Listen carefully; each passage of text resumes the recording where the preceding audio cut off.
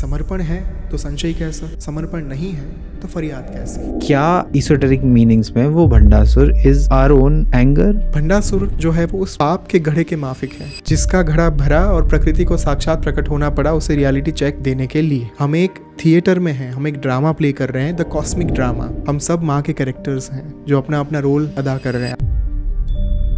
हमारे सनातन धर्म में कोई शैतान का कॉन्सेप्ट है ही नहीं। जब भी सृष्टि का निर्माण होना होता है उस समय पर माँ बन जाती है ब्रह्म रूपा। मन is connected with Lalita Sahasranama की माँ मन को नियंत्रित करती है, और जब आप अपने मन को नियंत्रित कर लीजिए उस समय पर माँ का प्राकट्य सुनिश्चित है। तो वो चिंतामणि ग्रह क्या है? चिंतामणि ग्रहांतस्था पंच ब्रह्मासन स्थिता। इसकी गुप्तता बनाए रखते हुए मैं आपको इतना ही अभी के लिए जो है वो कह सकता हूँ।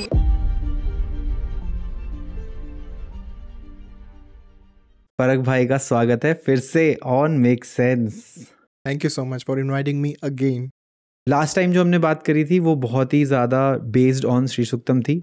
इस बार मैं थोड़ा सा देवी को एज अ फॉर्म रख के उनके बारे में मेरे को कुछ बेसिक डाउट्स हैं जो शायद लोगों के मन में भी आ सकते हैं, बट मेरे मन में वो काफ़ी टाइम से खटक रहे थे and the best person to ask is you. So let's begin. मुझे लगा आप बोलेंगे कि लास्ट टाइम का एपिसोड दिमाग को शॉर्ट सर्किट कर देने वाला था। थैंकफुली आपने नहीं कहा। Okay, will start with the beautiful स्तुति ऑफ देवी माँ। या श्री स्वयं सुकृतिनां भवनेश्वला लक्ष्मी पापात्मनां कृतधियां हृदयेषु बुद्धि श्रद्धा सतां कुलजन प्रभवस्य लज्जा तां त्वां नतास्म परिपालय देवी विश्वम्। सर्वप्रथम मैं अपने गुरु श्री ओम स्वामी तथा आप सभी के अंतर में विराजमान माँ आदि पराशक्ति को साष्टांग दंडवत प्रणाम करता हूँ, जिनकी दिव्य प्रेरणा से आज हम सब यहाँ पर एकत्रित हुए हैं। ओम श्री मात्रे नमः।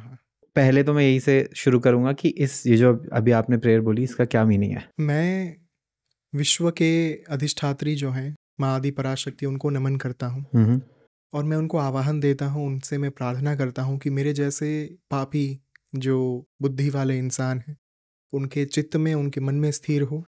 और मेरा इंटरप्रिटेशन ये है कि मैं हमेशा माँ को ये स्तुति हो अन्य स्तुति हो उसमें इतना ही कहता हूँ कि माँ ये सब कुछ आपका दिया हुआ है और आपकी इच्छा शक्ति से ही हो रहा है, तो आप मुझे बल दीजिएगा, आप मुझे बुद्धि दीजिएगा कि आप मेरी वाणी के ऊपर विराजमान होइए और मैं आपके वचन बोलूँ, ना कि मेरे अपने।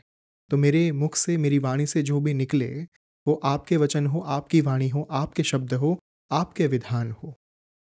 तो मैं हर बार एक चीज़ कहता हूँ कि ओम या फिर श्री गुरुभ्यो नमः, इदम गुरवे इदम नमः।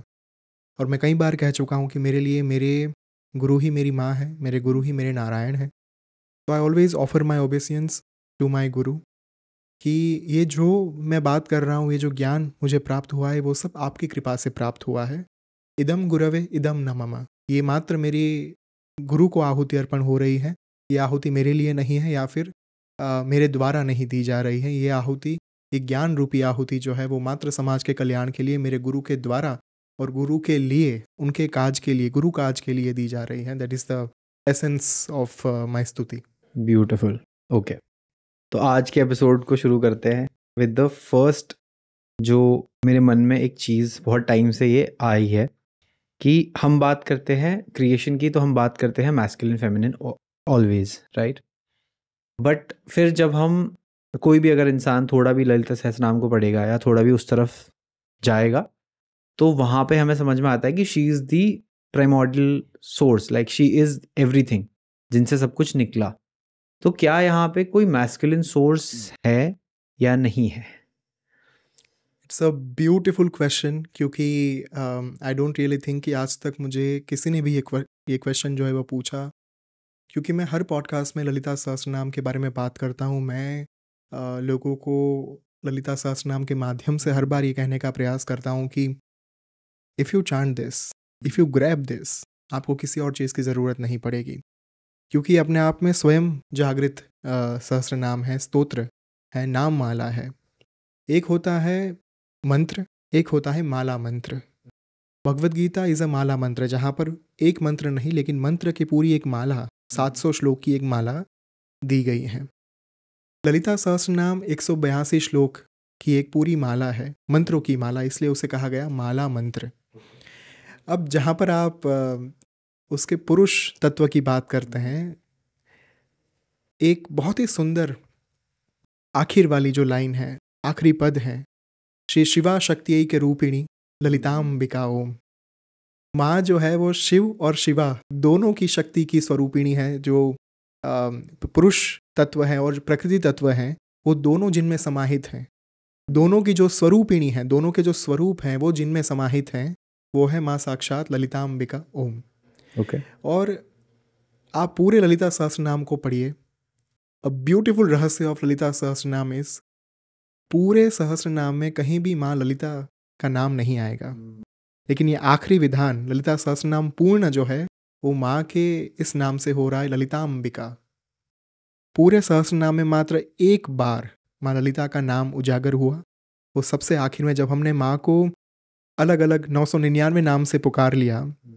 उसके बाद माँ का जो अल्टीमेट नाम है, जिस नाम से माँ तुरंत दौड़ी चली आती है, वो है ललिता, ललिताम्बिका, अम्बा। तो पुरुष एस्पेक्ट इसके कई सारे श्लोक में प्राप्त होता है। When we chant करांगुली नखोत्पन्न नारायण दशाकृति ही, भगवान नारायण के जो दशा अवतार हैं, तो सबसे पहले मुझे थोड़ा कथा के एस्पेक्ट में जाना पड़ेगा इस बात को डिटेल में समझाने के लिए। जब माँ का युद्ध हो रहा था भंडासुर के साथ, भंडासुर ने विभिन्न प्रकार के 10 महाअसुरों को पैदा किया। ओके। रक्तबीज, महिषासुर से लेकर वो सारे असुर। एक है दुर्गा सप्तशती का वर्जन, जहाँ पर माँ ने अलग अलग अवतार धारण किए, चंडी अवतार धारण किया, चामुंडा अवतार, रक्तबीज को मारने के लिए माँ ने महाकाली स्वरूप धारण किया। किंतु यहाँ पर जो वर्जन है माँ ललिता की कथा में, क्योंकि एक है दुर्गा माँ और एक है माँ ललिता, दोनों हालांकि एक ही हैं, किंतु उन दोनों की कथा आपको विभिन्न शास्त्रों में प्राप्त होती है। श्री त्रिपुरा रहस्यम जो है वो माँ के भंडासुर के साथ जो युद्ध है, और श्री चक्र में माँ कैसे निवास करती हैं, उनकी अधिष्ठात्री देवी कौन है, चक्रेश्वरी कौन है, उनकी नित्याएँ कौन है, उसके बारे में पूरा वर्णन वहीं से प्राप्त होता है। दुर्गा सप्तशती में महिषासुर के वध के बारे में, क्योंकि माँ को कहा गया महिषासुर मर्दिनी। अब भंडासुर ने यहाँ पर 10 महाअसुरों को पैदा किया, जिनमें रक्तबीज भी था, चंडमुंड भी थे, शुंभ निशुंभ भी थे, महिषासुर भी था। अब उनको मारने के लिए महादेवी ने क्या किया, उनका वध करने के लिए करांगुली नखोत्पन्न, कर यानी कि हाथ, अंगुली यानी कि माँ के हाथ की उंगलियां, माँ के हाथ की उंगली के नखोत्पन्न, नख से, दोनों हाथों के टोटल 5 मिलाकर 10 उंगलियां, उन नखोत्पन्न, उनके नख से पैदा हुए नारायण दशाकृति ही, भगवान नारायण के 10 अवतार। Right from the beginning, kurma अवतार, मत्स्य अवतार से लेकर मत्स्य, कूर्म, वराह, नरसिंह, वामन, परशुराम, राम, कृष्ण, बलराम या फिर बुद्ध और कल्कि। तो ये जो दशावतार है वो माँ की उंगलियों से उत्पन्न हुए। अब प्रकृति होकर जिन्होंने पुरुष अवतारों को उत्पन्न किया, वो कहीं ना कहीं अपने आप में सर्वगुण संपन्न ही हो सकती हैं। माँ का एक नाम है गुणातीता, गुणातीता सर्वातीता, जो गुणों से परे हैं, जो चाहे आप प्रकृति की बात करें, चाहे आप पुरुष तत्व की बात करें, जो तत्वों से भी परे हैं। क्योंकि जब हम पुरुष तत्व की बात करते हैं, we talk about Brahma Vishnu Mahesh. उसी के बारे में ललिता सहस्रनाम में ये भी कहा गया कि माँ कब पुरुष स्वरूप धारण करती हैं। बहुत ही सुंदर श्लोक दिया गया, सृष्टिकर्त्री ब्रह्म रूपा गोप्त्री गोविंद रूपिणी संहारिणी रुद्र रूपा तिरोधान करीश्वरी सदाशिवानुग्रहदा पंचकृत्य परायणा। माँ जो है वो पंचकृत्य, 5 प्रकार के कर्म जो है, जो ब्रह्मांड को चलाने के लिए नितांत आवश्यक है, वो कैसे करती हैं। सृष्टिकर्त्री ब्रह्म रूपा। अब आप देखिए, आपने जो प्रश्न पूछा उसका उत्तर यहाँ पर आ रहा है। एक तो महादेवी ने दशावतार उत्पन्न किए ताकि 10 महाअसुरों का वध हो पाए, जो भंडासुर के द्वारा लाए गए थे। दूसरा, यहाँ पर माँ कब पुरुष के भूमिका में आ जाती है ना, उसके बारे में वर्णन दिया गया। सृष्टिकर्त्री ब्रह्म रूपा, जब भी ब्रह्मांड का निर्माण होने जा रहा है, जब भी सृष्टि का निर्माण होना होता है, उस समय पर माँ बन जाती है ब्रह्म रूपा। Okay. She becomes he, she becomes the Brahma, the creator of this universe. तभी जाकर इस ब्रह्मांड का निर्माण जो है वो संभव होता है। और उस समय पर माँ अपने उस रोल में आ जाती है जिस रोल में कहीं ना कहीं एक ब्रह्म तत्व जो है, ब्रह्मा जो है, वही निर्माण कर सकते हैं। गोप्त्री गोविंद रूपिणी, ब्रह्मांड को चलाने के लिए भी कोई ऊर्जा चाहिए। गोप्त्री गोविंद रूपिणी, जो पालन करता ऊर्जा है, जिसके कारण सृष्टि का पालन हो सकता है, सृष्टि का संचालन हो सकता है, सृष्टि आगे बढ़ सकती है। Sustenance, the power of sustenance is माँ हरसेल्फ। शी बिकम्स भगवान विष्णु, गोविंद के स्वरूप में आकर समस्त सृष्टि को वो चलाती हैं।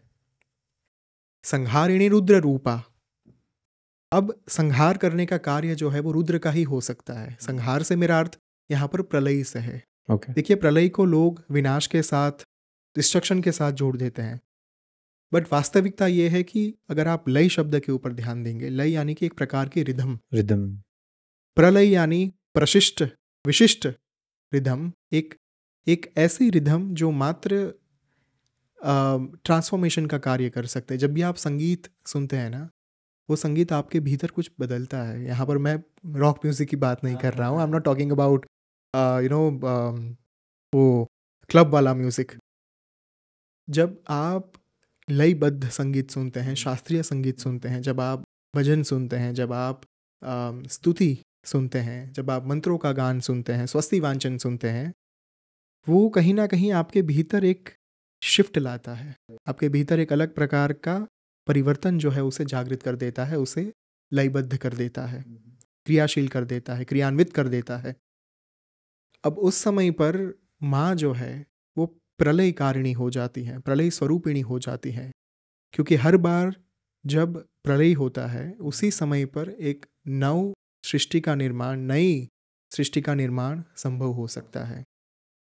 पुरानी एक जगह है, उसमें आप कुछ नया क्रिएशन करना चाहते हो नहीं सकता। आपको रिनोवेशन के लिए सबसे पहले तो उस पुरानी जगह को ध्वस्त करना होगा, या फिर पुरानी वॉल्स जो है उसके ऊपर कलर से लेकर वो जो सारी पेंट से लेकर वो सारी चीज़ें करवानी पड़ेगी, ताकि वो अपना पुराना लुक त्याग कर नए लुक को धारण कर पाए, नए स्वरूप को धारण कर पाए वो स्थान। तो वैसे ही ब्रह्मांड का अगर एक परिवर्तनशील स्वरूप देखना है, यदि हमें एक ट्रांसफॉर्मेटिव स्वरूप देखना है ब्रह्मांड का, तो वहाँ पर प्रलय का आना सुनिश्चित है। जैसे हम कई बार कहते हैं ना कि ये जो एक शांति है वो शांति प्रलय के पहले की है, विनाश के पहले की शांति। करेक्ट। तो जब भी प्रलय आने वाला होता है तब पहले तो हम एक शांति का अनुभव करते हैं, लेकिन उस प्रलय के बाद जीवन में कोई डिस्ट्रक्शन आए, जब हमारे जीवन में कोई समस्या आए, परेशानी आए, उसके बाद जो हम सीखते हैं वो लर्निंग हम कभी नहीं भूल पाते, क्योंकि वो अनुभव के साथ आई होती है। तो अनुभव जो है वो कहीं ना कहीं प्रलय का ही एक दूसरा स्वरूप है, जहाँ पर आप सीखते रहते हैं constantly. That's why we always tell people कि अनुभव जो है वो सर्वश्रेष्ठ शिक्षक है। राइट। क्योंकि एक अनुभव कहीं ना कहीं प्रलय लेकर आपके अंदर आता है, और वही प्रलय आपके ट्रांसफॉर्मेशन का भी कार्य करता है। अब ये जो घटना है, संहारिणी रुद्र रूपा, माँ प्रलय के माध्यम से एक नई सृष्टि के निर्माण की ओर आगे बढ़ती हैं। और वो जो प्रलय की घटना है, प्रलय की घटना के बाद यदि आप ध्यान से देखेंगे, जब भी हम वाइट वॉश करा रहे होते हैं रूम में, या फिर हम रिनोवेशन करा रहे होते हैं ना, वो पूरा सीन बिखरा हुआ होता है। पेन के डिब्बे पड़े हुए होते हैं, छींटे उड़ी हुई होती है, यहाँ पर सब जगह पर दाग धब्बे होते हैं। तो हम ऐसे घर में तो रहने के लिए जा नहीं सकते। पेंट हो गया, वाइट वॉश हो गया पूरा, उसके बाद हम क्या कहते हैं, क्या रिक्वेस्ट करते हैं पेंटर को कि प्लीज़ ये जो दाग धब्बे हैं ना वो आप साफ़ कर दीजिए, तभी हम अपना सामान यहाँ पर ला पाएंगे नया वाला, और वहाँ पर हम शिफ्ट हो पाएंगे, नए तरीके से जीना आरंभ कर पाएंगे। उसे शास्त्र ने कहा तिरोधान। वो कार्य जो है वो साफ सफाई का कार्य, सब कुछ बिखरा हुआ पड़ा है क्योंकि प्रलय हो गया, विध्वंस हो गया, सृष्टि एक बार फिर से नव सृजन के लिए तैयार हो गई, लेकिन पुरानी चीज़ें हैं उसे भी तो साफ करना होगा। yeah. उस कार्य को कहा गया तिरोधान। अब माँ को नाम दिया गया तिरोधान करीश्वरी। अब तिरोधान का कार्य करने वाली जो ईश्वरी है, महाशक्ति जो है, वो भी माँ स्वयं ही है। उसके बाद बहुत इंटरेस्टिंग बात आती है। हमने सब कुछ साफ सफाई करा ली, हम रहने के लिए आए, तो हमारी संस्कृति हमें क्या कहती है कि जब भी आप नई जगह पर जाएं, नए स्थान पर जाएं, तब हमेशा भगवान का नाम लेकर एंटर करें ताकि Right. उनकी कृपा उस स्थान पर बनी रहे। तो कई बार हम शांति पाठ करवाते हैं, शांति हवन करवाते हैं, गृह शांति के लिए हवन करवाते हैं, या फिर हम वास्तु जो है उसके लिए एक हवन करवाते हैं। वो किस लिए कराया जाता है? ताकि उस स्थान पर देवीय कृपा, देवीय ऊर्जा जो है वो बनी रहे। वो कृपा के लिए हम करते हैं, राइट। दैट कृपा, द लास्ट फेज जहाँ पर हम अपना जीवन शुरू करने वाले हैं, वो शुरू करने से पहले हम कृपा को विद्यमान कर देते हैं। शास्त्र ने उसे नाम दिया अनुग्रह। 5वां फेज, साफ सफाई हो गई, तिरोधान हो गया, ब्रह्मांड की साफ सफाई होने के बाद एक नए ब्रह्मांड को पुनः फिर से एक बार एक्टिवेट करने के लिए, क्रियान्वित करने के लिए, कार्यान्वित करने के लिए अनुग्रह चाहिए होता है, कृपा चाहिए होती है। वो भी माँ स्वयं प्रदान करती है। सो सृष्टि, स्थिति, संहार, तिरोधान और कृपा यानी कि अनुग्रह, ये पांचों फेज, पंचकृत्य परायणा, ये पांचों करने वाली माँ स्वयं है। तो यहां पर ये मानना जो है वो नादानी होगी कि पुरुष तत्व, पुरुष ऊर्जा अलग है, स्त्री ऊर्जा या फिर प्रकृति ऊर्जा जो है वो अलग है। माँ को तो देखिए नाम ही दिया गया है, गुप्त्री गोविंद रूपिणी, सृष्टिकर्त्री ब्रह्म रूपा। जब जब जिस रोल की आवश्यकता होती है, जिस भूमिका को अदा करने की आवश्यकता होती है, तब तब माँ उस स्वरूप में जो है वो प्रकट हो जाती है। चाहे शरीर कोई भी हो, देह कोई भी हो, लेकिन आत्मा का कोई जेंडर नहीं हो सकता। आई ऑलवेज टेल पीपल कि आप जो देख रहे हो ना अपने आप को, ये शरीर है। शरीर की जेंडर हो सकती है, उसकी एक उसकी जाति हो सकती है, उसका लिंग हो सकता है, लेकिन जब आप आत्मा की बात करें, आप कैसे ही कह सकते हैं कि पिछले जन्म में हम क्या थे या फिर अगले जन्म में हम क्या होने वाले हैं। बहुत ही सुंदर एक कथा का स्मरण हो रहा है मुझे।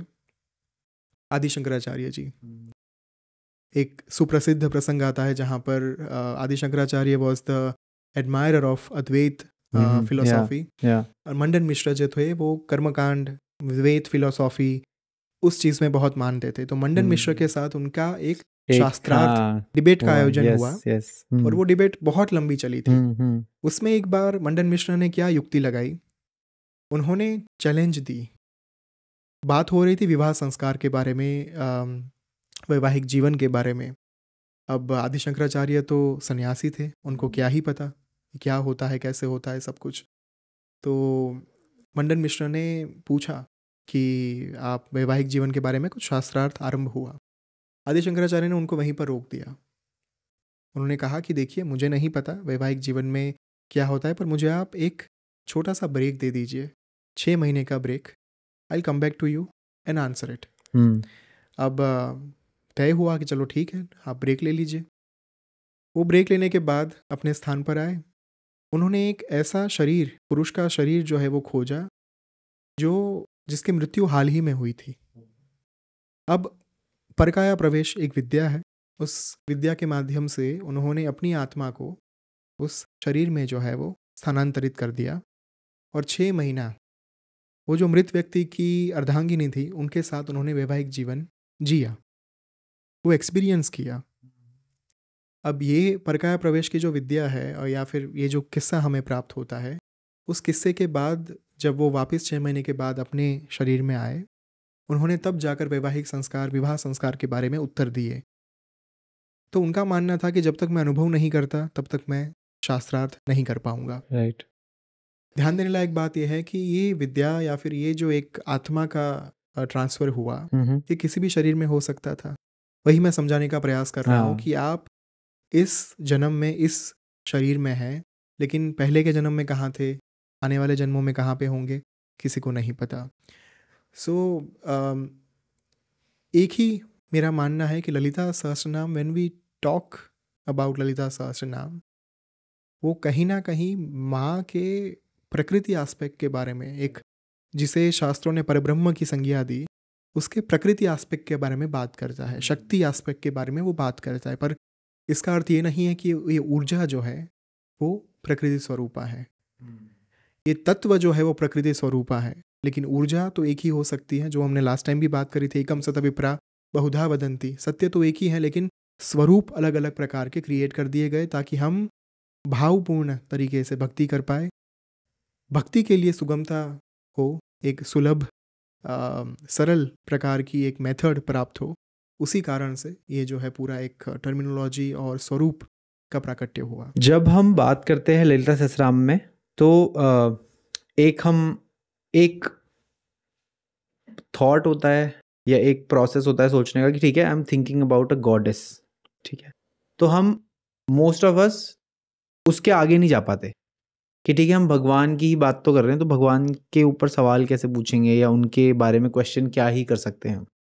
बट मेरे को ये सवाल आया कि जब जैसे शास्त्रों ने आपने बोला कि परब्रह्म की संज्ञा दी है, मतलब परब्रह्म वो हो गया जिसको हम ना समझा सकते हैं, ना बोल सकते हैं, ना कोई फॉर्म है, फॉर्म भी है और फॉर्मलेस भी है, मेडिटेटर भी है और मेडिटेशन भी है, ध्यान ध्यात्री सब कुछ वही है, धर्म विवर्जिता। तो लेकिन जब हम फॉर्म की बात करते हैं तो फॉर्म में एक बहुत ब्यूटीफुल सी चीज़ आती है जिसमें वो बोलते हैं कि हाथ में जो उन्होंने पकड़ा हुआ है वो एक तरीके से इंसान का मन पकड़ा हुआ है।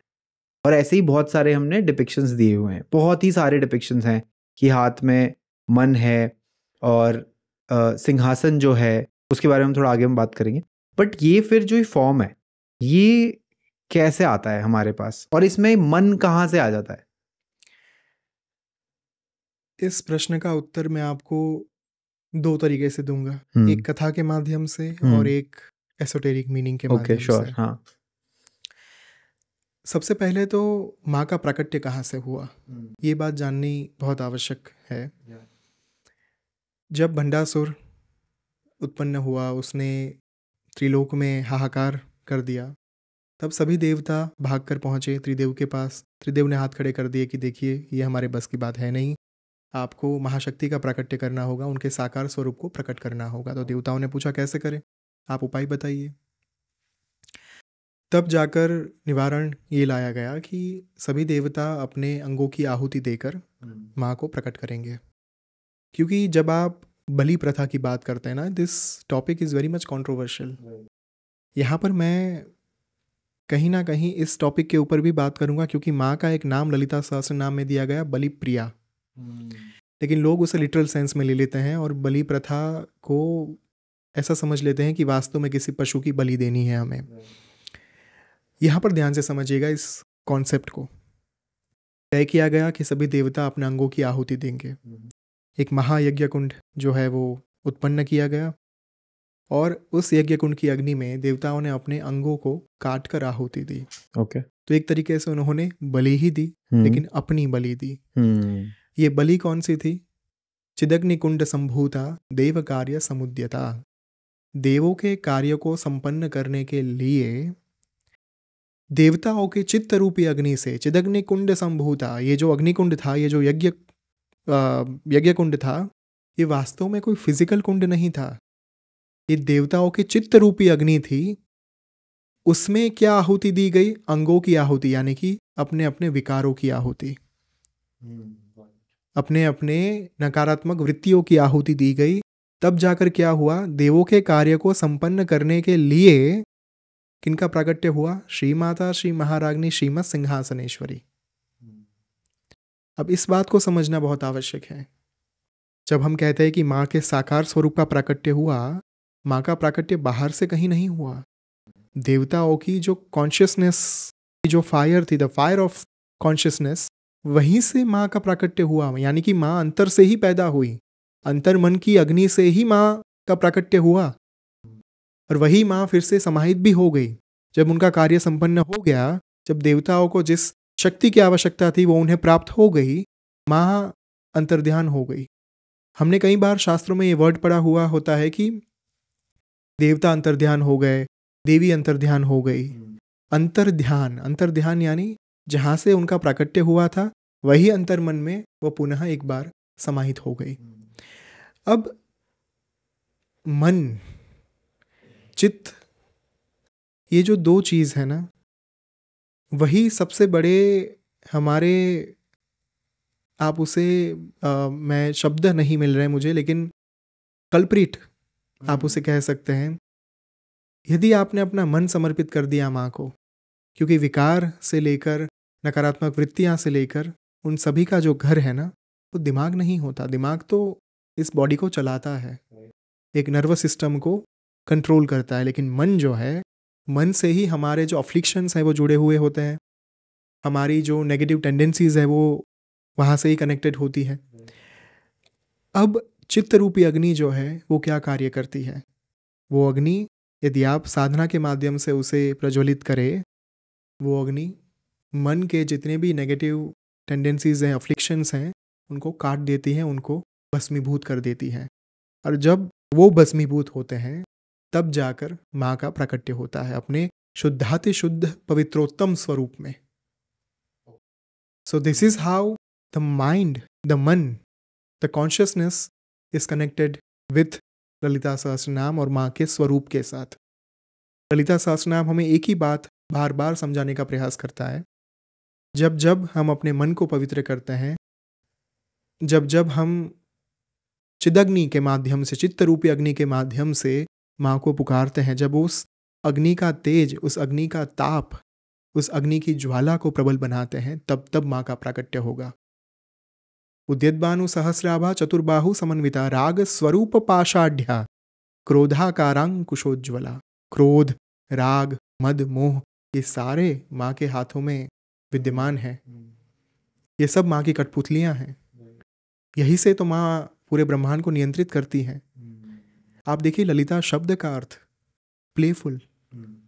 उनके लिए ये पूरा ब्रह्मांड उनका लीला क्षेत्र है। हम एक थिएटर में हैं, हम एक ड्रामा प्ले कर रहे हैं, the cosmic drama, the cosmic play. हम सब माँ के कैरेक्टर्स हैं जो अपना अपना रोल अदा कर रहे हैं। आज तक हमने सुना है कि ये नाटक जो है वो 200 लोगों के साथ हुआ, 300 लोगों के साथ हुआ, लेकिन ये जो एक कॉस्मिक प्ले हो रहा है, यहाँ पर अनगिनत जीव विद्यमान है जिसकी कोई गिनती नहीं हो सकती। मात्र पृथ्वी की बात नहीं हो रही, मल्टीवर्स में जितने भी जीव सृष्टियाँ विद्यमान हैं उन सभी को माँ चला रही है। वो सभी उनके कैरेक्टर्स हैं, सभी उनके पात्र हैं, और ये पूरा कॉस्मोस, ये पूरा यूनिवर्स उनका थिएटर है, उनका एक रंगमंच है। सो दैट्स हाउ मन इज कनेक्टेड विथ ललिता सहस्रनाम, कि माँ मन को नियंत्रित करती हैं। और जब आप अपने मन को नियंत्रित कर लीजिए, उस समय पर माँ का प्राकट्य सुनिश्चित है। ओके, तो बहुत ही बेसिक, जैसे हम ये बात कर रहे हैं, मैं थोड़ा बहुत समझ पा रहा हूँ आप क्या बोल रहे हैं, पर बहुत लोग नहीं समझ पाएंगे। अगर मैं इसको बेसिक वर्ड्स में रखूँ, डे टू डे लाइफ में रखूँ, तो क्या इसका मतलब ये हुआ कि फॉर एग्जाम्पल मेरे अंदर कोई नेगेटिव टेंडेंसी है, लेट्स से जेलसी है, बट अगर मैं जेलस होते टाइम कॉन्शियस हो जाऊं तो मेरा थॉट प्योर हो जाएगा। Bang on. माइंडफुलनेस के साथ आप जो भी कार्य करें, देखिए माँ ने तो देवी अथर्वशीर्षम में ये तक कह दिया, विद्याहम विद्याहम अजाहम न जाहम। विद्या भी मैं हूँ, अविद्या भी मैं हूँ। तो हमारे भीतर जो कोई भी भाव उमट रहे हैं, जो कोई भी हमारे भीतर विकार हैं, नकारात्मक वृत्तियाँ हैं, वो सभी कहीं ना कहीं माँ से ही प्राप्त हुई है, क्योंकि हम उनके ही अंश हैं। हम जो कोई भी कार्य कर रहे हैं उसे, चाहे जेलसी हमारे मन में पैदा हो, द्वेष भाव पैदा हो, काम वासना पैदा हो, माइंडफुलनेस के साथ अगर हम चलेंगे ना, तो हमें ये रियलाइजेशन होगा कि ये थॉट मेरे भीतर पैदा हो रहा है, उत्पन्न हो रहा है, और मुझे उसको काबू में लाना है।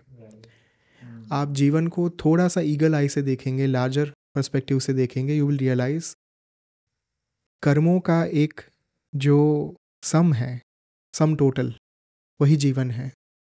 और यदि इन कर्मों में छोटे छोटे पार्ट्स जो हम जी रहे हैं जीवन के, अगर वो पार्ट्स में हम कॉन्शियस हो जाए, अगर उन पार्ट्स के लिए हम ज़्यादा माइंडफुल हो जाए, तो हमारे कर्म भी जो है वो बुरे नहीं हो सकते। At least we can try. So ये जो एक पार्ट की मैं बात कर रहा हूँ, एक छोटे से पार्ट से शुरू करना होता है, one step at a time.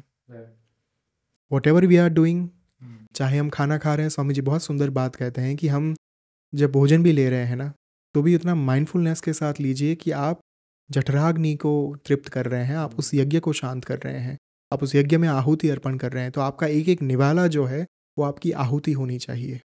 जब आप उतनी माइंडफुलनेस के साथ जीना शुरू कर देंगे कि मैं पानी पी रहा हूँ तो मैं तर्पण कर रहा हूँ अपना, यदि मैं स्नान कर रहा हूँ तो मैं अपना स्वयं का अभिषेकम कर रहा हूँ, यदि मैं जीवन में अपना कर्म कर रहा हूँ, अपना काम कर रहा हूँ, तो जो एक मनुष्य यज्ञ है जहाँ पर आप अपने कर्म के माध्यम से अपना जीवन चलाते हैं, अपने आसपास के लोगों का जीवन चलाते हैं, अपने परिवार का गुजारा करते हैं, आप उस यज्ञ में आहुति अर्पण कर रहे हैं।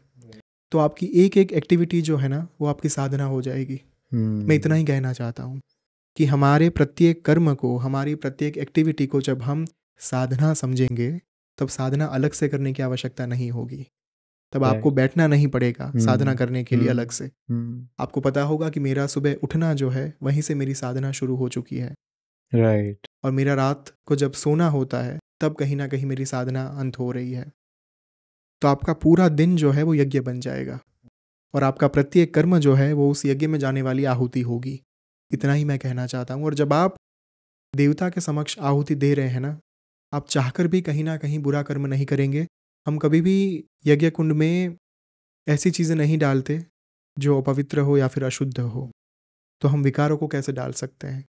ये नहीं कह रहा हूँ कि तुरंत जीवन बदल जाएगा, लेकिन वो माइंडफुलनेस के साथ जब जीना शुरू करेंगे, प्रत्येक कर्म को यज्ञ समझेंगे, तब वो कर्म हमें एक अवेयरनेस की ओर आगे लेकर जाएगा कि हमारा गोल क्या है। तो धीरे धीरे धीरे, day by day, step by step हम अपने आप को भी सुधार पाएंगे, अपने जीवन को भी बेहतर बना पाएंगे, काइंडनेस के साथ, कंपैशन के साथ जी पाएंगे और दूसरों को रख भी पाएंगे। क्योंकि इन सारी चीज़ों का मूल, साधना का मूल एक ही है, जियो और जीने दो। जब तक दूसरों को परेशान कर रहे हैं लेकिन घर पर आकर साधना कर रहे हैं, कोई फायदा नहीं है। राइट। मूल एक ही चीज़ है कि ये समस्त ब्रह्मांड जो है, सभी लोग चाहे अच्छे हो चाहे बुरे हो, वो सब उसी परमात्मा का अंश है। When I chant, when I से कि आप सभी के अंतर्मन में विराजमान माँ आदि पराशक्ति को मैं साष्टांग दंडवत प्रणाम करता हूँ, आई मीन इट। बिकॉज यही रियलाइजेशन हमें साधना के माध्यम से होता है कि सभी उनकी संतानें हैं। हम सब कहीं ना कहीं एक दूसरे के साथ कनेक्टेड हैं। आज हम दोनों आपस में बैठकर वार्तालाप कर रहे हैं, कहीं ना कहीं उस ब्रह्मांड ने ये सुनिश्चित किया कि हमारे जो पिछले जन्मों के कर्म थे उसके कारण हम यहाँ पर मिले और हमारी मुलाकात हुई, हमारा ये वार्तालाप हो रहा है। एक सुप्रीम कॉन्शियसनेस के साथ हम सब हमेशा जुड़े हुए होते हैं, लेकिन हम रियलाइज नहीं कर पाते और हम मानते हैं कि ये अलग है, ये अलग है, ये ऊंचा है, ये नीचा है। वो जो एक पक्षपात की भावना है, भेदभाव जो है, वो वहीं से तो शुरू होता है। लेकिन यदि सबको यही मान लिया कि ये सब परमात्मा के अंश है, क्या पक्षपात रह जाएगा? ओके, बहुत ही इंटरेस्टिंग जा रहा है ये, इसके एसोटेरिक मीनिंग्स में। एक चीज़ जो मुझे रियलाइज़ हुई थी while I was listening to it, जब हम भंडासुर की बात करते हैं बार बार कि भंडासुर ऐसा आता है, फिर उसके लिए माँ ने ये बनाया, तो क्या एसोटेरिक मीनिंग्स में वो Bhandasur is our own anger या हमारे खुद के जो नेगेटिव चीज़ें हैं, क्या उसकी बात हो रही है यहाँ पे? Bhandasur is the combination of everything. उसके प्राकट्य को आप देखिए। जब महादेव ने कामदेव को भस्मीभूत किया, भस्मीभूत करने के बाद उनकी जो राख थी, उनकी जो भस्म थी, उस भस्म से भंडासुर का प्राकट्य हुआ। अब कामदेव को भस्मीभूत करना यानी कहीं ना कहीं जो एक डिज़ायर है, क्लिंग बीज को भस्मीभूत करना। अब जब डिज़ायर चली जाए, जब आप कहीं ना कहीं एक सौंदर्यहीन हो जाए, सौंदर्यहीन से मेरा अर्थ यहाँ पर वो लिटरल सेंस में मैं नहीं बात कर रहा हूँ, तो I don't know how to put it in words ताकि मैं लोगों को खत्म हो जाए या डिजायर को दबा दें। नहीं, आई वुड लाइक टू से कि भंडासुर वो दैत्य है जो हमारे सबके मन में सुषुप्त अवस्था में होता है, स्लीपिंग स्टेट में होता है।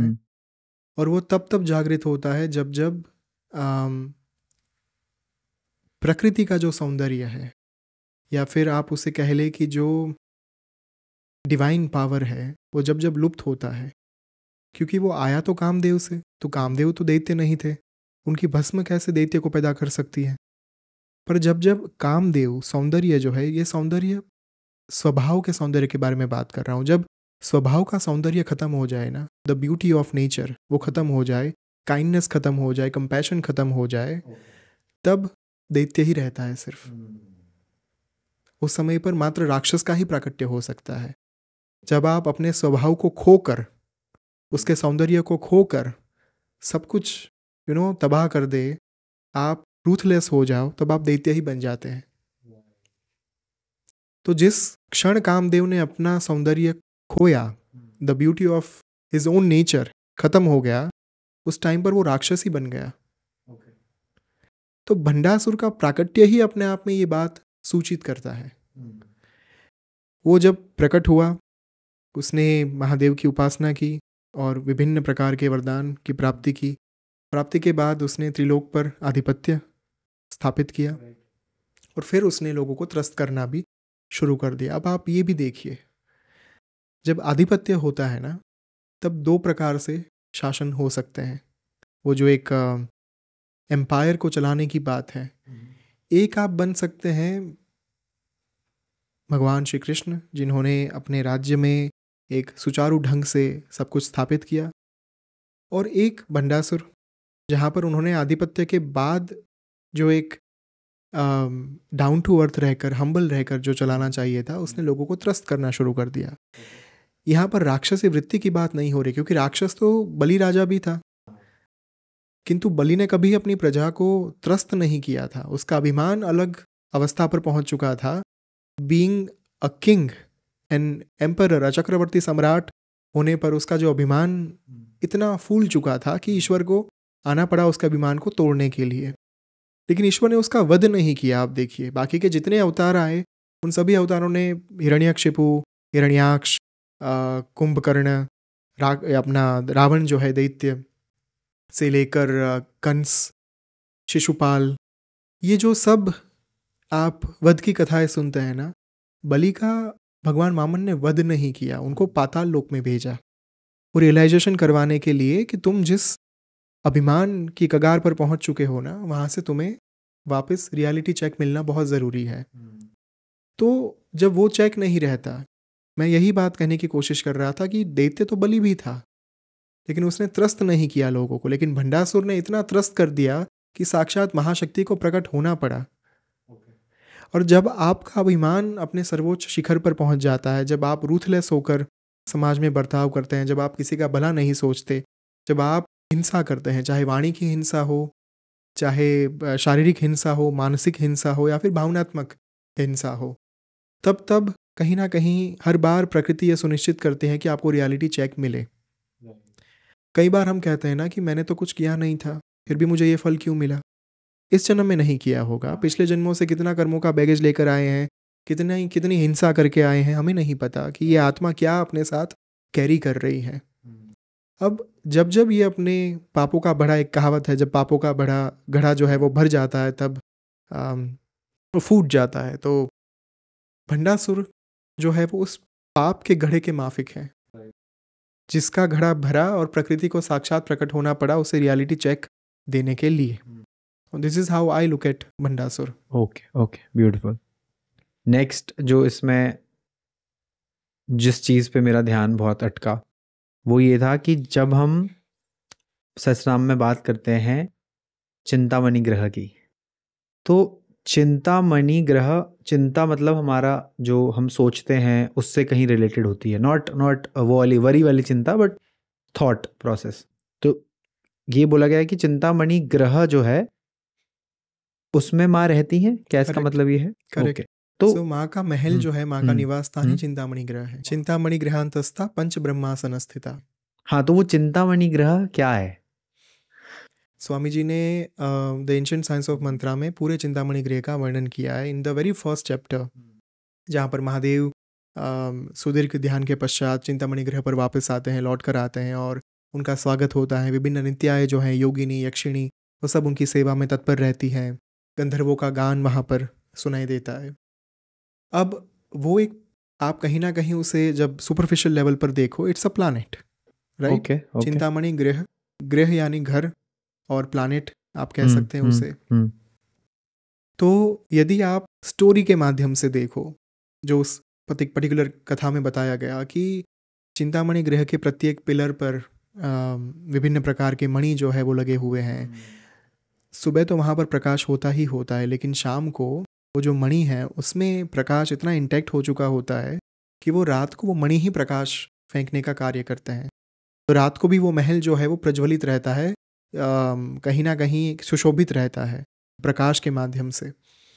और वो जो मणि है वही अपने आप में प्रकाश को, उसका उत्सर्जन करने का कार्य जो है वो भी मणि ही करते हैं।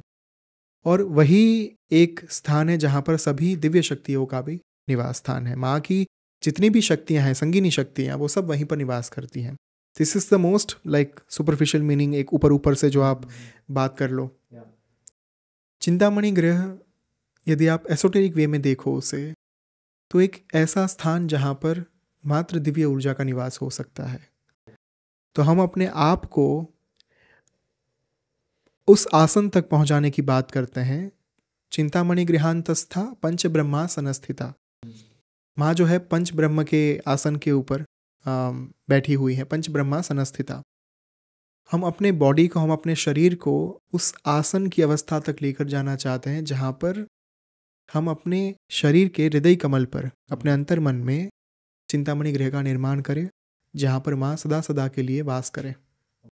तो इस हृदय कमल को, हमारे हार्ट को उतना निर्मल बनाएं, हम उतना पवित्र बनाएं, एक प्रकार से ऐसा कंस्ट्रक्शन करें साधना के माध्यम से यहाँ पर ही, कि चिंतामणि गृह यहाँ पर ही हो और माँ का निवास स्थान यहीं पर हो। That is how I decipher Chintamani गृह। प्योर थॉट हो, प्योर थॉट्स, प्योर एक्शंस। क्योंकि मिथ्या आचरण ना करे, मिथ्या वचन ना बोले, सत्यभाषी हो, मधुरभाषी हो। ये नहीं कह रहा हूँ कि समाज में जीने के लिए कई बार टफ डिसीजंस भी लेने पड़ते हैं, दृढ़ निर्णय भी लेने पड़ते हैं, लेकिन वो ऐसे हो ताकि किसी को हिंसा ना लगे। वो हम किसी को भी कुछ बात कह रहे हैं ना, वो हिंसा नहीं लगनी चाहिए, किसी को उससे हर्ट नहीं होना चाहिए। आप चाहे कोई भी प्रोफेशन में हो, आप वहाँ पर भी जितने निर्णय ले रहे हैं ना, उन सारे निर्णयों को एक कर्टसी के साथ, फर्मनेस के साथ आप ले सकते हैं, लेकिन उतना ध्यान रखते हुए कि उससे किसी की अंतर्निहित भावनाओं को ठेस ना पहुंचे। Right, beautiful. ओके, क्योंकि जो अभी बुक आई है 13 मंथ्स इन द हिमालयस, उसमें लास्ट में वो जब एक स्पॉइलर मत दीजिएगा। नहीं, स्पॉइलर नहीं दे रहा हूँ, बट उसमें इसका एक बहुत ही सुंदर डिस्क्रिप्शन दिया है चिंतामणि ग्रह का। करेक्ट। तो ये स्पॉइलर नहीं, मोटिवेशन है उसको लेके पढ़ने की। करेक्ट। एक्चुअली 2 बुक्स हैं, इफ़ ट्रूथ बी टोल्ड, जहाँ पर स्वामी जी ने माँ के साथ जो साक्षात्कार हुआ इन अ फिजिकल बॉडी, वो उन्होंने वहाँ पर वर्णन किया, और 13 मंथ्स इन द हिमालयाज में उन्होंने भगवान नारायण का जो साक्षात्कार हुआ उसका वर्णन वहाँ पर हुआ है। तो वो चिंतामणि ग्रह का थोड़ा सा विजुअल वहाँ से मेरे को आया था, बट फिर जब मैंने सोचा कि जब हम सब कुछ ही बात कर रहे हैं कि सब कुछ अंदर ही है, तो ये कहाँ है? That's ये why भी हमारे अंदर ही है, बस हमें, मैं हर बार कहता हूँ ना कि ये धूल चढ़ चुकी है, मैल चढ़ चुका है, उसे ही तो साफ करना है। राइट। और यही तो जीवन है, यही तो साधना की यात्रा है। ब्यूटीफुल। ओके, तो ललिता सहस्त्रनाम में कुंडलिनी के बारे में वर्णन है, एक्सप्लेनेशन है, बट ऐसे नहीं है कि कुंडलिनी कुछ अलग है।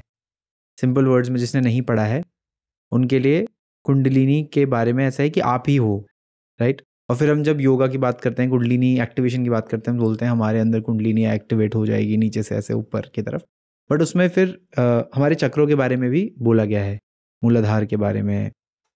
और जिस तरह से बोला गया, इस तरह से मैं समझाऊं, वो ऐसा है कि वो एक जर्नी बोली गई है। तो जब ये हम बोलते हैं कि ये गुप्त विद्या है, बहुत ही ब्रह्मांड की मोस्ट पावरफुल चीज़ है, फिर हम जब अंदर वर्णन में जा रहे हैं, डिस्क्रिप्शन में जा रहे हैं, तो हमारी बॉडी की बात हो रही है। तो ये क्या है? यत पिंडे तत ब्रह्मांडे। ललिता सहस्रनाम में हमेशा कहता हूँ कि अपने आप में स्वयं जागृत माला मंत्र है, और इसमें वो रहस्य दिए गए हैं, वो रहस्य छिपे हुए हैं कि यदि कोई साधक, स्वामी जी ने ये कहा था कि किसी एक नाम के ऊपर भी चिंतन करे, मनन करे, तो एक नाम के ऊपर पूरी जिंदगी बिताई जा सकती है। जैसे कि if we are chanting Shri Mata Shri महाराग्नि श्रीमत सिंहासनेश्वरी, तो श्री माता के ऊपर एक ज़िंदगी जो है वो बीत सकती है उस एक नाम के ऊपर, उसके एसोटेरिक मीनिंग के बारे में सोचने के लिए उतना उसके ऊपर चिंतन हो सकता है, अध्ययन हो सकता है। अब कुंडलिनी का रहस्य जो है वो ललिता सहस्रनाम में ही दिया गया है। यदि कोई भी साधक ललिता सहस्रनाम का पठन भी कर रहा है ना, तो वो अपने आप कुंडलिनी साधना के मार्ग पर आगे बढ़ चुके हैं। There is a beautiful book called kundalini written by ओम स्वामी। उस पुस्तक का मूल आधार ही ललिता सहस्रनाम है, because there is a beautiful verse in Shri Lalita सहस्रनाम, मूलाधारैक निलया ब्रह्म ग्रंथि विभेदिनी, मणिपुरांत रुदिता विष्णु ग्रंथि विभेदिनी, आज्ञा चक्रांतरालस्था रुद्र ग्रंथि विभेदिनी, सहस्राराम्बुजारूढ़ा सुधा सारा अभिवर्षिणी।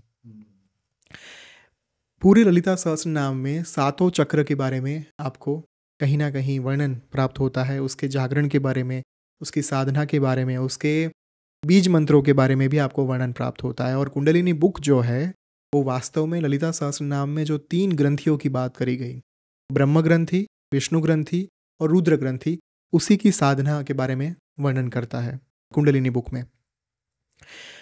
देखिए 3 प्रकार की ग्रंथि होती है, मूलाधारैक निलया ब्रह्म ग्रंथि विभेदिनी। सबसे पहले तो कुंडलिनी शक्ति जो है माँ स्वयं, वो जिस चक्र में निवास करती हैं, दैट चक्र इज मूलाधारैक निलया। वो मूलाधार चक्र में ही माँ का निवास स्थान है। वहाँ पर कौन सी ग्रंथि है? ब्रह्म ग्रंथि। अब ब्रह्मा जी के बारे में बात करें, सृष्टिकर्त्री ब्रह्म रूपा। जब आप ललिता सहस्रनाम के अलग अलग डॉट्स को कनेक्ट करेंगे ना, तो एक पूरा पिक्चर जो है वो जिक्सो पजल के माफिक वो पूरा होगा, संपन्न होगा, आई बिलीव। तो यहाँ पर माँ को ब्रह्म ग्रंथि के साथ उनकी तुलना करी गई कि सबसे पहले तो माँ क्या करती हैं जब आप उनका स्मरण करते हैं, जब आप उनकी साधना की ओर आगे बढ़ते हैं। ब्रह्म ग्रंथि विभेदिनी। अब ब्रह्म ग्रंथि है क्या? कुछ क्रिएट करने की चाहत, निर्माण करने की चाहत, चाहे वो सेक्सुअल डिज़ायर हो, चाहे वो अपना एम्पायर खड़ा करने की डिज़ायर हो, पैसे, धन, धान्य, संपत्ति, ऐश्वर्य, प्रसिद्धि, पावर, सत्ता, ये सब कुछ प्राप्त करने की चाहत ब्रह्म ग्रंथि में आती है कि मैं अपना इतना बड़ा एम्पायर क्रिएट कर लूं कि मुझसे ऊपर कोई हो ही ना। ये जो चाहत है ना, ये ब्रह्म ग्रंथि है, कुछ क्रिएट करने की कामना। सबसे पहले माँ ब्रह्म ग्रंथि का विभेदन करती है, ब्रह्म ग्रंथि विभेदिनी। जब उस ग्रंथि का विभेदन हो जाए, तब कुंडलिनी जो है वो आगे बढ़ते बढ़ते बढ़ते, जब आप उस यात्रा में आगे बढ़ते हो, जब मणिपुर चक्र में पहुंचते हैं, मणिपुरांत रुदिता विष्णु ग्रंथि विभेदिनी। अब विष्णु ग्रंथि क्या है? पालन करता है विष्णु भगवान, सस्टेनेंस की जो चाहत है कि अब मैंने एम्पायर तो खड़ा कर लिया, अब मैं चाहता हूं कि इस एम्पायर को मैं टिकाए रखूं, ये एम्पायर कहीं मुझसे छीन ना लिया जाए, मुझसे अलग ना हो जाए, ये कहीं मैं खो ना दूं इस चीज़ को। तो उसी के चलते हम और ज़्यादा लालच, लोभ, लालसा में धंसते जाते हैं। आपने कभी भी कोई भी ऐसा मिलियनर बिलियनर नहीं देखा होगा जो ये कहेगा 1 करोड़ रुपए मिल गए बहुत है। हर कोई कहेगा 5 करोड़ है, 10 करोड़ चाहिए, 10 करोड़ है, 100 करोड़ चाहिए, 2 अरब, 5 अरब। वो नहीं रुकना चाहते कहीं पर भी। बहुत ही कम लोग ऐसे होते हैं जो ये कहते हैं कि अब मैं जो भी प्राप्त हुआ संतुष्ट हूँ। स्वामी जी ने जब 30 साल की आयु में संन्यास धारण किया, he was a millionaire, multi millionaire, करोड़ोपति थे।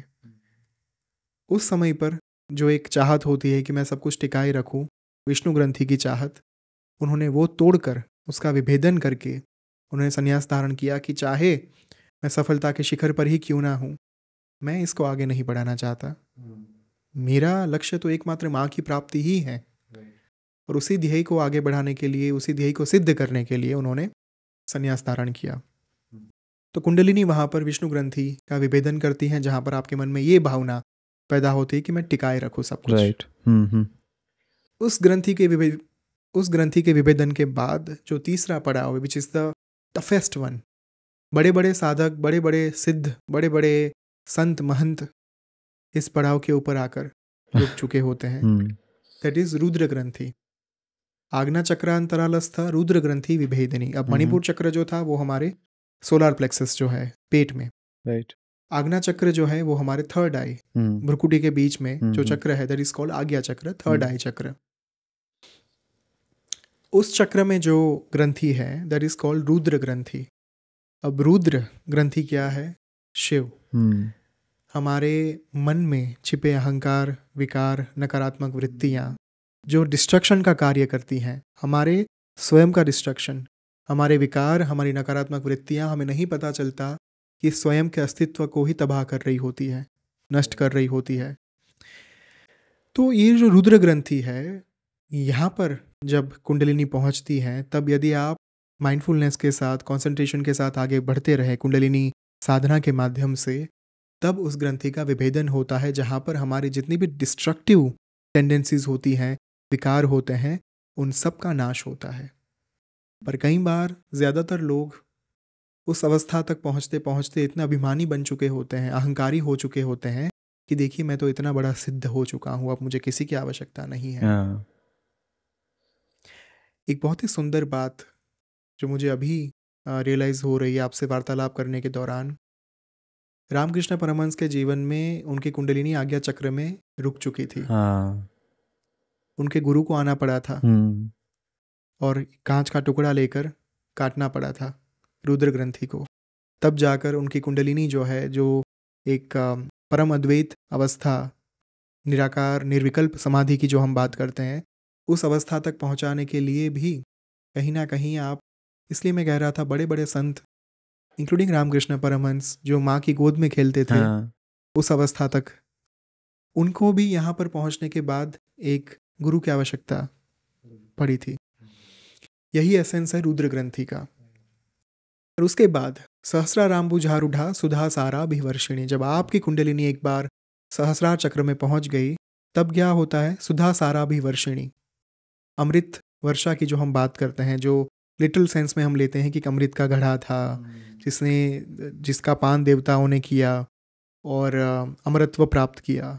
ये अवस्था वास्तव में आत्मा की हो सकती है। यदि कुंडलिनी किसी भी साधक की सहस्रार चक्र में पहुंच गई तो वो आत्मा के अमरत्व को प्राप्त कर लेते हैं। फिर उसके बाद देहभान या देहबोध नहीं रहता।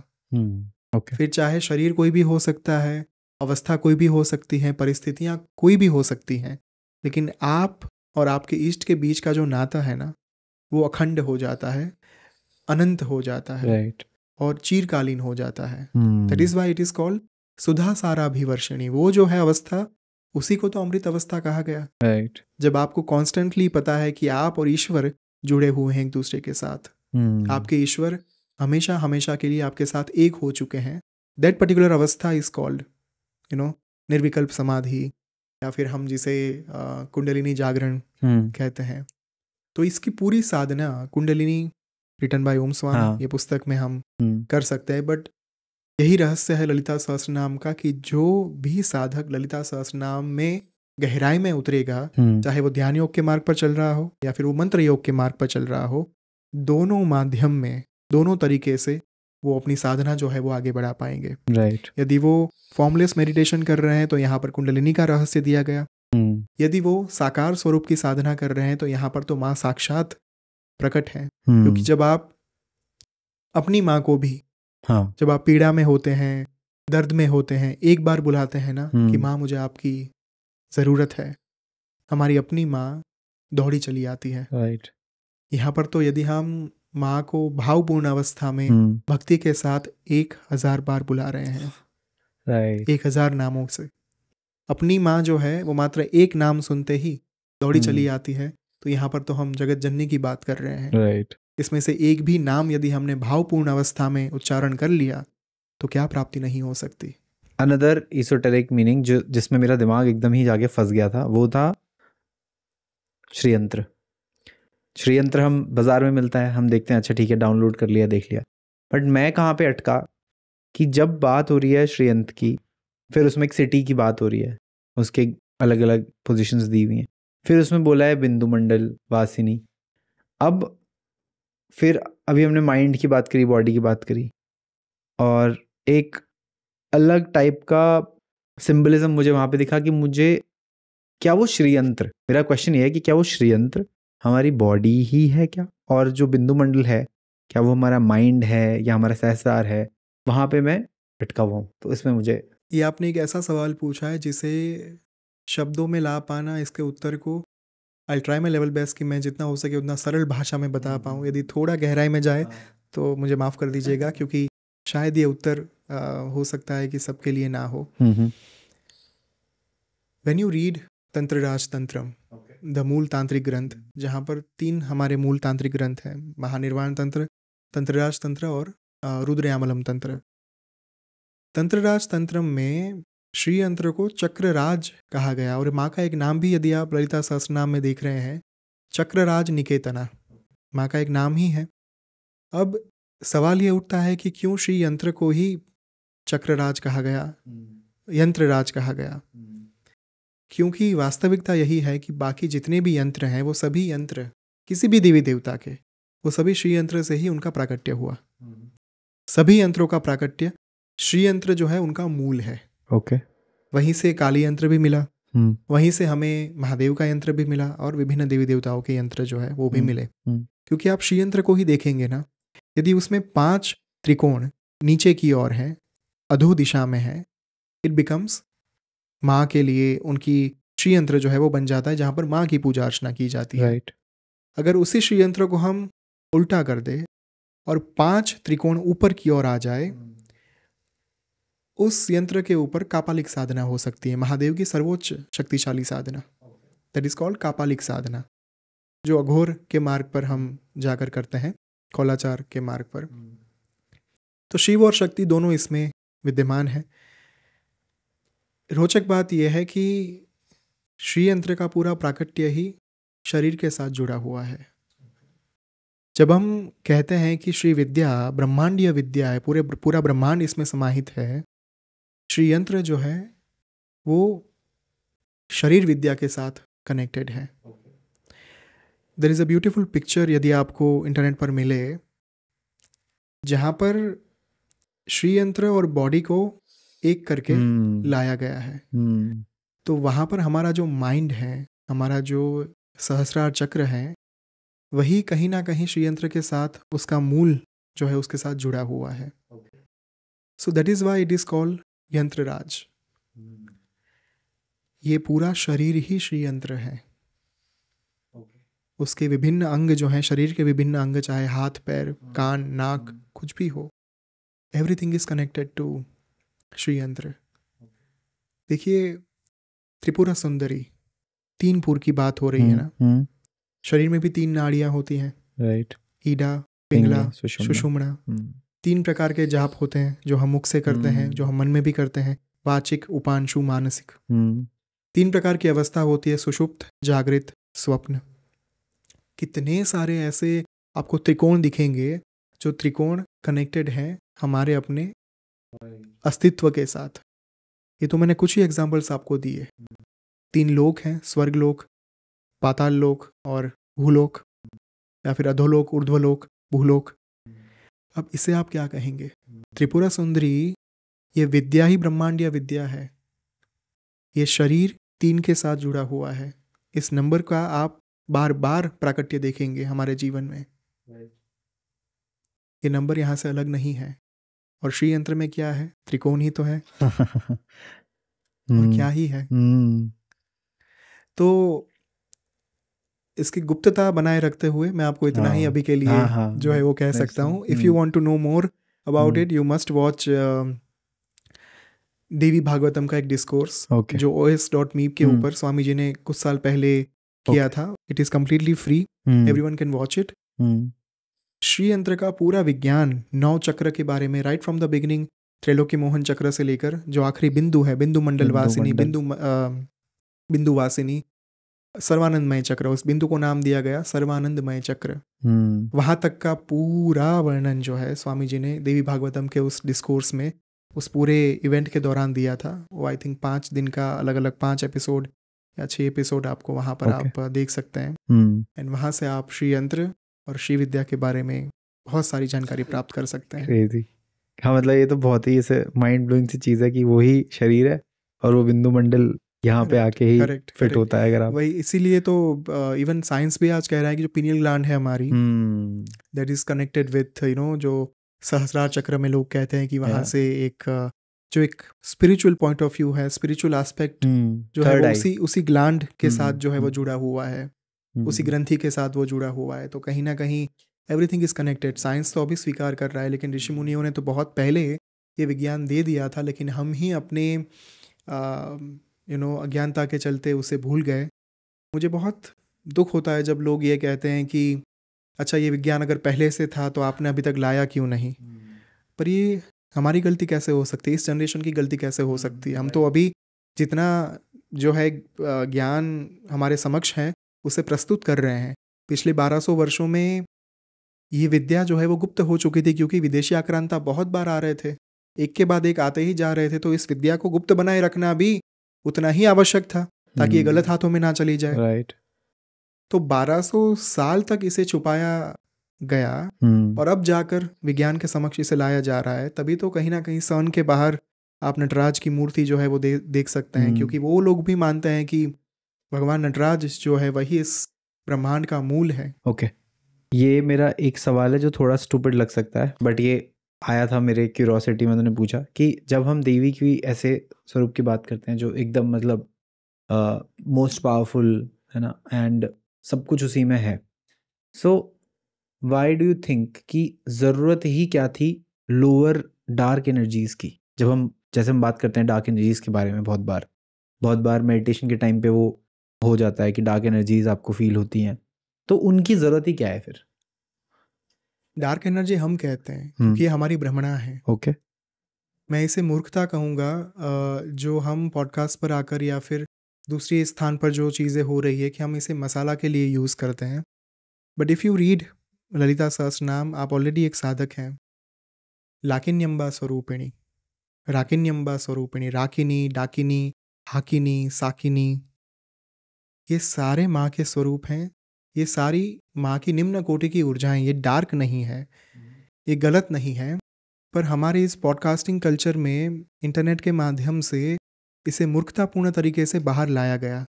हमने इसे इस तरीके से प्रेजेंट किया ताकि लोग इसे डार्क एनर्जी माने। ओके, बट हमारे सनातन धर्म में कोई शैतान का कॉन्सेप्ट है ही नहीं। राइट, देयर इज नो शैतान, there is no evil, there is no devil in this particular religion, if we call it. तो ये जो स्वरूप हैं सारे, उनका प्राकट्य देखिए। न्यूक्लियर एनर्जी का प्रयोग मैं हर बार कहता हूँ कि 2 तरीके से करा जा सकता है। एक, या तो बम बनाए, या तो फिर आप इलेक्ट्रिसिटी लाने के लिए उसका प्रयोग कीजिए। ट्रू। अब ये इंसान के इंटेंशन के ऊपर आधार रखता है कि प्रयोग कैसे किया जा रहा है। वो एनर्जी तो डार्क नहीं है ना, वो एनर्जी तो एनर्जी है, वो ऊर्जा तो ऊर्जा है। मैं कुछ चीज़ों के बारे में नहीं बात करना चाहता, पर जितनी भी हमने निम्न कोटि की ऊर्जाओं के बारे में आज तक सुना है, उन सभी का प्रयोग वास्तव में अच्छे कार्य के लिए किया जाता था। आज हमने उसे मसाला बना दिया, हमने उसे एक उसके ऊपर एक टैग लगा दिया ताकि व्यूअर्स बढ़े। वास्तविकता यह है कि उन सभी ऊर्जाओं का प्रयोग यदि आप सही इंटेंशन के साथ करते हो ना, वो लोक कल्याण के कार्य के लिए ही उपयोग में ली जा सकती हैं। It is all about intentions, it is all up to us कि हम इसका प्रयोग कैसे करते हैं। तो there are no dark energies, there are no lower energies. हाँ, लोअर फॉर्म्स हो सकते हैं, पर वो फॉर्म्स भी माँ से ही प्रकट हुए हैं। तो ये वही बात है ना कि एक अमीर जो है वो भी कहीं ना कहीं ईश्वर का ही उसमें अंश निहित होता है, और गरीब जो है उसमें भी ईश्वर का अंश ही निहित होता है। लेकिन उनके कर्मों के आधार पर उन्हें विभिन्न स्वरूप जो है वो प्राप्त होते रहते हैं जन्म जन्मांतरों के यात्रा के बाद। तो वी डोंट इवन रियलाइज कि इन ऊर्जाओं का प्रयोग कितने अच्छे कार्यों के लिए किया जाता था। जब भी पौराणिक काल में एक प्रोटेक्शन नहीं होता था लोगों के पास, जब भी वो एक ऐसी जगह पर रहते थे जंगल में जहाँ पर पशु प्राणी पंछी का डर होता था कि कोई भी आकर नुकसान पहुँचा देगा, कहीं से भी किसी भी दिशा से हमला हो जाएगा। अब उस अवस्था में लोग अपने घरों के आसपास एक बाउंड्री बनाते थे, मंत्र रूपी बाउंड्री, जहाँ पर कुछ कुछ शक्तियों को विद्यमान कर दिया जाता था, ताकि वो शक्तियाँ जो है वो उनके स्थान की रक्षा करे। अब उस बाउंड्री में कोई एंटर करता था तो या तो वो मर जाता था। कोई मान लीजिए शेर है, कोई बाघ है, कोई ऐसा जंगली जानवर है जो फाड़ कर खा सकता है, जो आक्रमण कर सकता है, कभी भी रात में आ सकता है। उस टाइम पर उस बाउंड्री से एंटर करने के बाद या तो वो स्तंभित हो जाता था, या तो मारण क्रिया यदि उसके ऊपर हुई है तो वो पशु प्राणी मर जाता था। उसका पर्पस ही ये होता था कि रक्षा के लिए वो किया जाता, स्वरक्षा के लिए, ना कि किसी को हानि पहुंचाने के लिए। तो पहले के ज़माने में यदि राजा के द्वारा भी ये प्रयोग किए जाते थे तो अपनी प्रजा के रक्षा के लिए, अपने राज्य की रक्षा के लिए किए जाते थे, ना कि किसी को हानि पहुंचाने के लिए। और एक नियम जो मैं हर बार कहता हूं कि यदि किसी भी प्रकार की सिद्धि का प्रयोग किसी को भी मारने के लिए, किसी का नुकसान करने के लिए, किसी को हानि पहुंचाने के लिए किया जा रहा है, वो सिद्धि तत्क्षण यानी कि उसी सेकंड नष्ट हो जाती है। राइट। तो जितनी भी चीज़ें फैली हुई है ना, वो सभी अंधश्रद्धाएं हैं कि किसी ने आपके ऊपर ये कर दिया, किसी ने वो कर दिया। कोई डार्क एनर्जी नहीं होती। क्या ईश्वर का यही काम रह गया है कि मैं अब जाकर इसको नुकसान पहुंचाऊंगा? राइट। क्या देवी माँ के पास यही कार्य, जिनके पास संभालने के पूरा ब्रह्मांड है, वो क्या आपके घर में आकर झगड़े करवाने का कार्य करेगी? ये तो फालतू बात हो गई है ना। आई डोंट इवन नो ये बात क्यों लोग मान रहे हैं, बट सबकी अपनी अपनी बुद्धि है। और I just try to spread awareness कि जिन माँ को आप पूज रहे हैं ना, वो कभी आपका बुरा नहीं चाहेगी। लोग डर का धंधा बनाने के लिए कुछ भी कह सकते हैं, पर आपके ऊपर है कि आप उसमें से कितना मानना चाहते हैं, कितना विश्वास आप उसमें रखते हैं। यदि मैंने जो कहा पिछले पॉडकास्ट में भी, समर्पण है तो संशय कैसा, समर्पण नहीं है तो फरियाद कैसी। राइट। इतनी ही बात है। ब्यूटीफुल।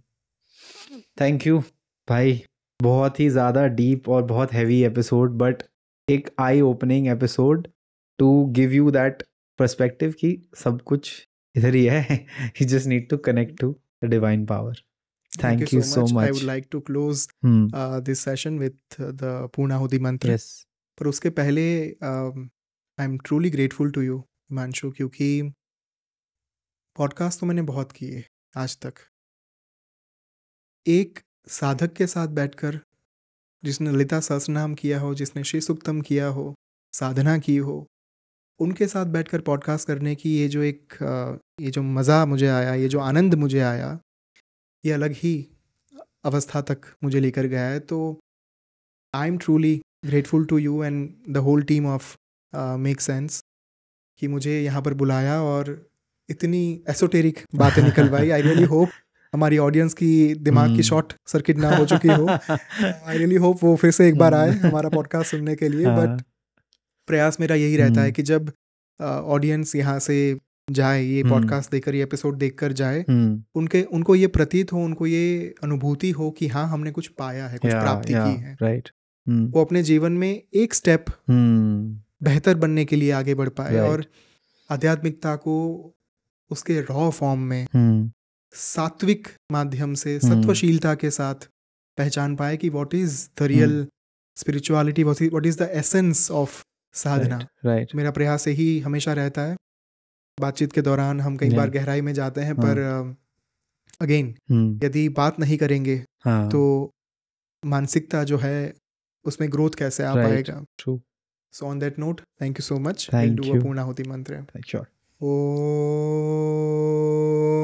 Purnamadah Purnamidam Purnat